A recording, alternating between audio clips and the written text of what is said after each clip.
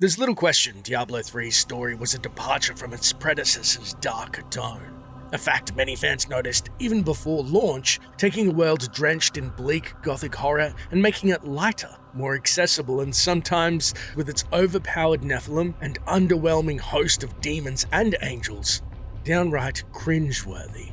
Come, stay a while and... It is time for shedding our enemy's blood, not idle talk. No one ever listens. And let's not even get into talking about Diablo herself, who indulges in a quick chat.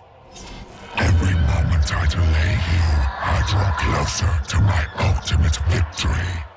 In today's video, I shall be grappling with and addressing some of the community's core criticisms while attempting to not break the narrative as a whole. These criticisms include, but are not limited to, fan favorite character Deckard Cain's controversial death at the hands of a butterfly lady, Uncle Deckard! A death that even stunned Diablo's original creator David Brevik. Playing Diablo 1 and 2, I was quite fond of Deckard Cain, and spoiler alert, how salty are you he died in Diablo 3? I think it sucks.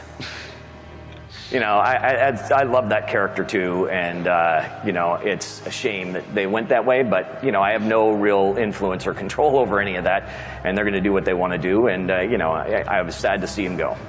That's the way it is. Also, the OP-ness of the Nephilim, which goes without saying. It kind of sucks that you're battling these demonic forces and ripping them up like paper mache. He is a hero who can defeat the champions of heaven and hell. Also, Diablo's questionable female arc, helmed by an untethered and frankly unbothered Chris Metzen despite his contemporaries' pleas. You know, talking to the dev team, like, yeah, what do you guys think about making Diablo a chick? You know, like, oh, I think a couple people stormed out of the room.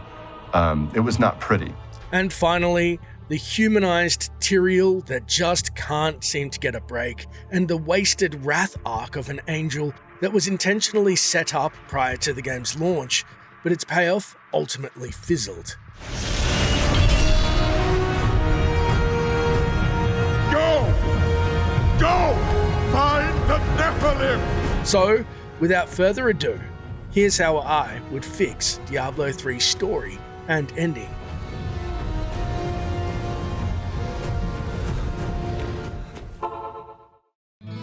The game opens with a prologue showing, at the culmination of Diablo 2, the heroes triumphed and destroyed the three prime evils. Smashing their soul stones on the Hellforge, Sanctuary celebrates briefly. However, a lingering evil begins to spread once more. Although the people of Sanctuary are aware Baal was defeated in Mount Arreat, few know that the Archangel Tyrael intervened against the Heavenly Council's wishes, destroying the World Stone to save Sanctuary of the Prime's lingering influence that had infected it, and seemingly killed himself in the process. The cost of this action will be soon seen. What the citizens of Sanctuary are also unaware of is heaven then begins to secretly decline without the aspect of justice present. The reason is we had learned originally in the animated short titled Wrath, which will be broken up into 4 parts as Diablo's pre-act cinematics, showcasing that heaven's angels must maintain unity for their powers to be effective.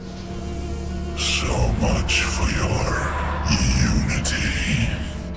The trap at last is sprung.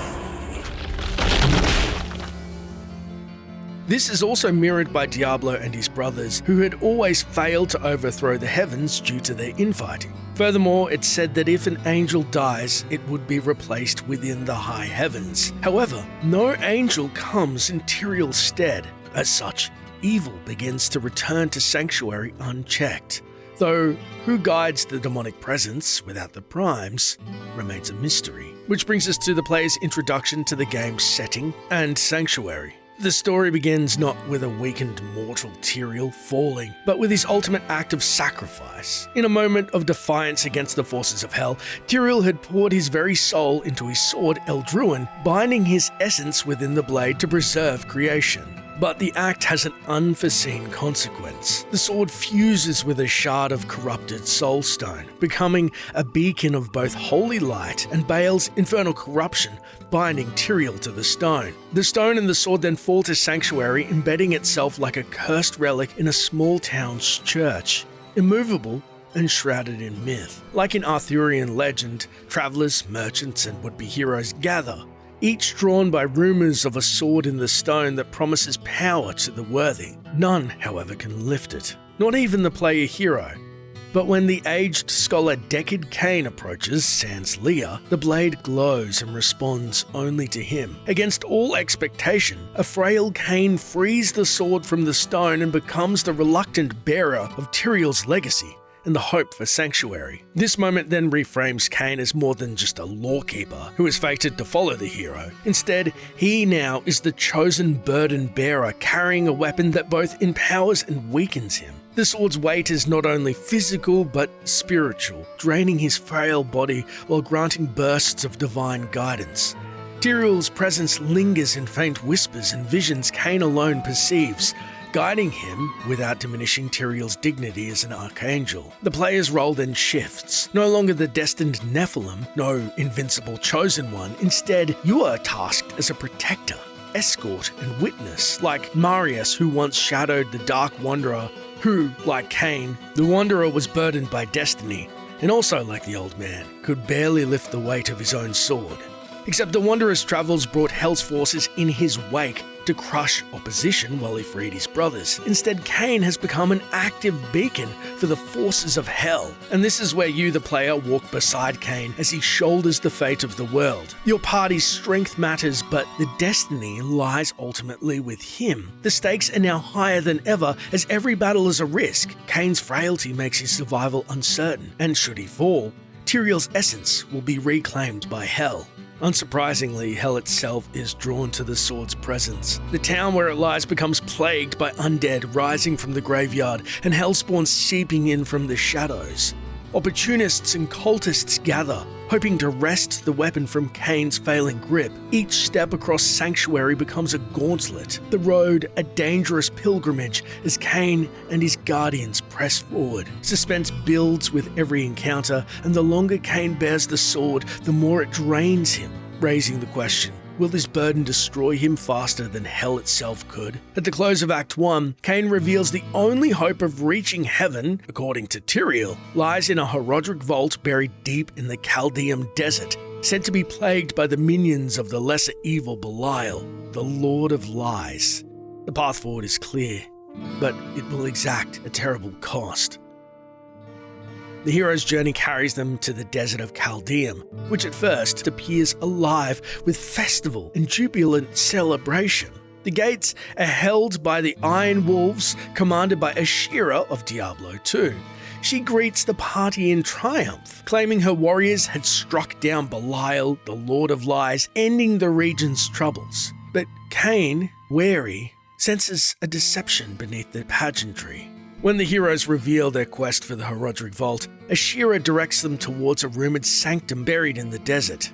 There, Cain uses Eldruin as a key, unsealing the ancient locks. The vault is unguarded, and inside is no treasure hoard, but instead horror.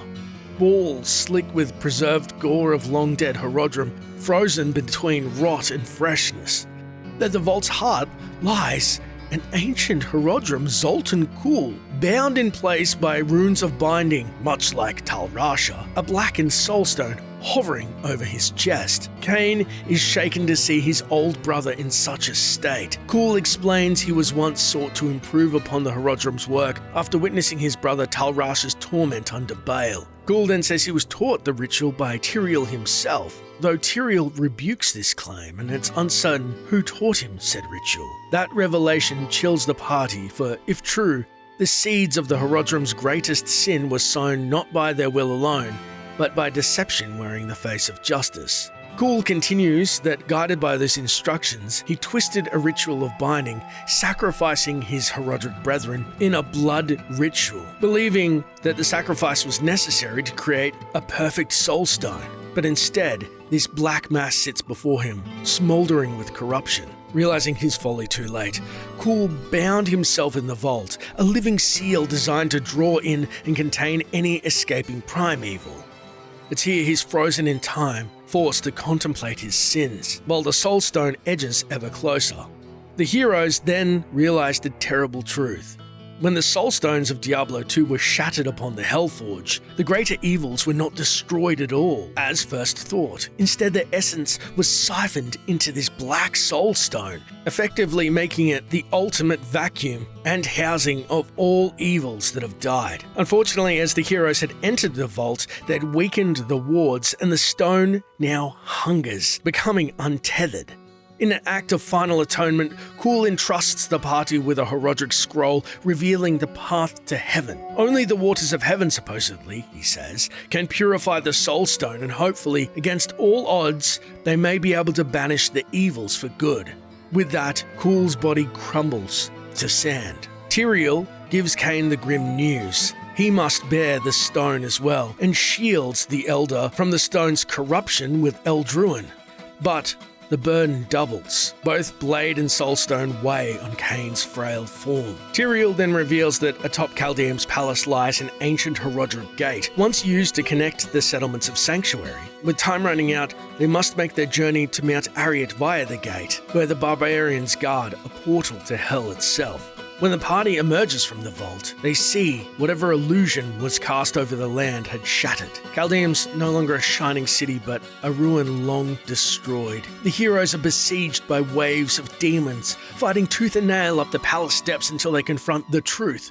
A massive, multi-headed serpent coiled around the portal, Belial.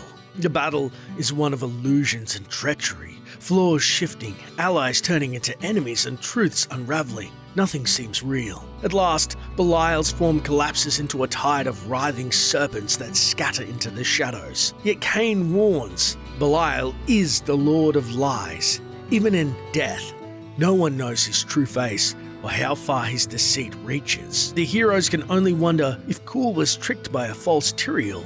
What other truths of Sanctuary's history may be lies? And it should be noted, an Ari Belial, I absolutely despised his form in Diablo 3 as this one-note, bulky enemy, so I would have it that during your travels in the lore you can learn the following about Belial. 1. The Lord of Lies, through trickery, informed the Herodrim how to create the Black Soul Stone, which is obviously evident. 2. This is presumably part of his greater plan to exile the Primevals to Sanctuary, believing the Primevals would eventually turn their sights back to heaven, and that his brother Azmodan and his other brethren would want to take over Sanctuary, so that Belial, unimpeded, could rule as he sees fit, slowly extending his tendrils over all creation. Though his true motives, being the Lord of Lies, are still unknowable. And 3, no one knows what Belial actually looks like, not even his brothers. He's known to stretch his tendrils through all the burning hells to listen and whisper falsehoods, and send false emissaries and envoys, but kind of like you Yevon in Final Fantasy controlling sin, he doesn't have a need for a flashy or imposing exterior, as his power remains in his secretive nature. Hell, he could even be embedded into the very walls of his domain in hell. So, although the heroes are aware that the stone they're carrying and perhaps their path is guided by Belial or another evil, they're still forced to press on. Back to the main story, the gate now stands unguarded. With Cain faltering under his dual burden, the party steps through, bound for Mount Ariat and the perilous road to heaven. The heroes then emerge from Chaldeum's Gate into the shattered wastelands of Mount Ariat, a polar opposite scene of the Desert Duel. What was once the barbarian homeland is now a scar upon Sanctuary. The Worldstone destruction has left behind a colossal crater, its depths glowing with hellfire. Here, one of the largest surviving Worldstone shards has become a rift, bleeding into the burning hells. The air itself is heavy with ash and temptation, a gateway that lures mortals and demons alike to their ruin. Tyrael warns even his power may be obscured by the Worldstone's magic and the hellish powers that linger below. The party, led by a barbarian of old, knows the path to the gate and will lead them there if only to spare his people. As the heroes descend into the crater, they find it's not a barren pit, but an outpost of hell itself. The interior mirrors the twisted grandeur of Azmodan's realm of sin, a place that seems to draw from the verses of Dante's Inferno. The journey is structured as 7 levels, each reflecting one of the 7 deadly sins, but rendered as visceral landscapes of flesh and debauchery. Each stage bears the grotesque mark of those vices, and with every step downward, is a descent not just into hell, but into humanity's own corruption. At the lava-filled base of the mountain, the older barbarians, seeing the gate below and the fires bubble, tells the heroes that before they step through the gate, there is perhaps another way to end this conflict. To toss the Soul Stone in the fires, and its magical properties bound with the World Stone will hold the evils forevermore contained. As Cain moves to cast the stone in, Tyrael's spirit flickers, faintly telling them it's a trap, and Cain hesitates only to see the truth. At the core lies Azmodan, the Lord of Sin. His very presence warps the battlefield. His lair is claustrophobic and suffocating, a chamber that evokes the dread of Juriel's tomb, yet far more disturbing. The walls are not stone, but living flesh, pulsing in grotesque rhythm, their texture both alluring and repulsive. Every movement is accompanied by a sound that evokes the haunted echoes of the Diablo 1 caverns, gurgling tones that blur the line between ecstasy and revulsion. The battle against Azmodan is unlike any before. His immense bulk should make him slow, but his speed is startling, his lunges predatory. The chamber itself becomes a weapon, with its fleshy walls oozing and constricting, dangerous to the touch, changing the battlefield on a whim. Azmodan himself is relentless. To be caught by him is to be consumed, body and soul, literally, as he seeks to devour the very guardians of Cain's pilgrimage and eventually sanctuary. The battle is not just a test of strength, but endurance, perception, and will. Only by resisting the overwhelming tide of temptation and violence can the heroes hope to strike down sin incarnate. At last, when Azmodan falls, his bloated corpse ruptures, spilling his very essence back into the Black Soulstone's pool. Yet the victory does feel hollow. Sin cannot truly be slain, only resisted. And Cain, bearing both the Soulstone and Eldruin, staggers under the unbearable weight of holding Tyrael's essence and the corruption of hell itself. The descent into the crater has proven more than a battle, it's a warning. If Cain collapsed here, the world would collapse with him. The way forward lies only deeper, into Heaven's Gate itself. Guided by Tyrael's voice within Eldruin, the heroes step through the gate and behold the high heavens. Their awe is short-lived, however, as Imperius, the Archangel of Valor, flanked by the Angiras Council, descends in fury at the sight of mortals within Heaven's halls. The tension then boils over when the angels see Cain, frail, mortal, yet bearing both the holy blade of Eldruin and the corrupted Black Soulstone. To Imperius, this is nothing short of blasphemy. Malthael, the Archangel of Wisdom, calls for momentary restraint and the Council to deliberate, but Imperius, taunted by Diablo's mocking laughter emanating from the stone, refuses. With a roar of rage, he leaps high in the air, driving his spear Solarian down to smite Cain and the corruption of the stone in one fell blow. At the last instant, Malthael interposes himself. The spear pierces the Archangel of Wisdom instead of the mortal. In sacrificing himself, Malthael spares Cain, but the impact cracks the Soul Stone. From within erupts Diablo, now infused with the essence of his brothers and other demons. With one devastating strike, he casually, mortally wounds Imperius, shattering the gates of heaven and unleashing a tide of demons from the stone. The prime evil's trap has been sprung. The heavens begin to reel.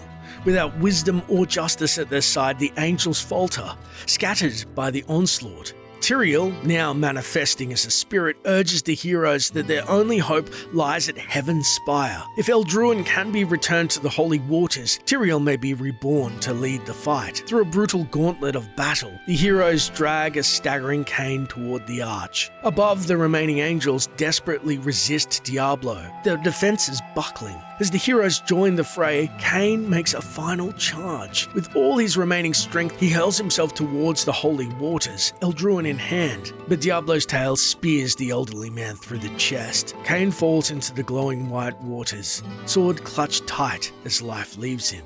All seems lost. Until the holy waters erupt, and from their light, Tyrael is reborn. His form restored and Eldruin in hand, he rallies the archangels to the dais. 4 of the 5 thrones then ignite with divine radiance as the Council of Angiras unites against the prime evil. Yet, even heaven's combined might wavers. Diablo, swollen with the powers of other evils, begins to overwhelm the defenders once more. The spire itself cracks under the demon's power, light begins to falter and despair takes hold once more. As the heroes begin their own desperate rally, all hope seems lost. From beyond the battlefield, light radiating outwards and steadying the heavens themselves. From beyond the battlefield, a piercing blue beam descends, smothering Diablo. Behind it, an angel unknown to all. The figure strides towards the vacant throne beside Tyrael, light radiating outwards and steadying the heavens themselves. With unity finally achieved once more, the battle turns. With this new strength, the angels and heroes together strike Diablo down, defeating the prime evil. Though, at what cost? Silence falls as the waters of heavens grow still. The angels bow their heads and the heroes stand in awe. Then, at last, the new Archangel of Wisdom, draped in a blue tunic, lifts his gaze and speaks in a booming, ethereal and familiar voice that shakes the spire. Hello, my friends. Stay a while and listen. Unbelievably, it's Cain, reborn and chosen to be ascended in an unprecedented act by the high heavens itself. His sacrifice so noble, he takes his place among the Angiras Council. The prime evil, it seems, is fallen. Justice and wisdom ascend the stairs to the council room, as Tyrael did in Diablo 3's original ending, though this time standing side by side, and heaven, although scarred, endures. Epilogue. Now, instead of Act 5, I thought an epilogue to tease the events of Diablo 4 or an eventual Act 5 may be better. Being that after the Council's first meeting, Imperius leaves the chamber shaken. Not only the indignity of a mortal's ascension to the Angiric Council, but also the wound Imperius suffered from Diablo that refuses to heal. And much like in his concept art for Reaper of Souls, the Archangel of Valor sees he's slowly being corrupted into a demonic entity, fulfilling Diablo's wrathful prophecy. In a final cinematic, we see this new demonic visage take hold of Imperius for a final time as the gates of heaven begin to close ominously, a foreboding sign of things to come. So, what did you think of my take on Diablo 3's story? What would you keep? What would you change? Let me know in the comments below. Thank you so much for watching, and as always, until next time, Traveler.